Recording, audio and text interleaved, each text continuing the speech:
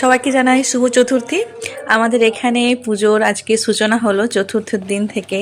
এই যে রক্তদান শিবির হয়ে আমাদের এখানে প্রথম পুজো উদ্বোধন হচ্ছে। তো আমার হাজব্যান্ড গিয়েছিলেন রক্ত দিতে।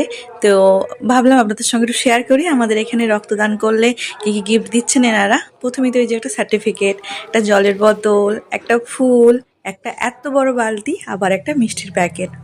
এটা কখনোই না যে গিফটের আশায় রক্ত দিতে হয়, বা আমি তো এটা সকলকে বলবো, রক্ত দিলে শরীরে কিছু রকম কোনো ঘাটতি হয় না, রক্ত দেওয়াই উচিত।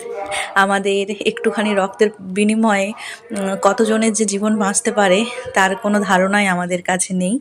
তো যাই হোক, আমি ভাবলাম যে আপনাদের সঙ্গে শেয়ার করি আমাদের এখানে এগুলো এই বছরে দেওয়া হচ্ছে। প্রত্যেকটা বছর আলাদা আলাদা ধরনের জিনিসপত্র দেওয়া হয়।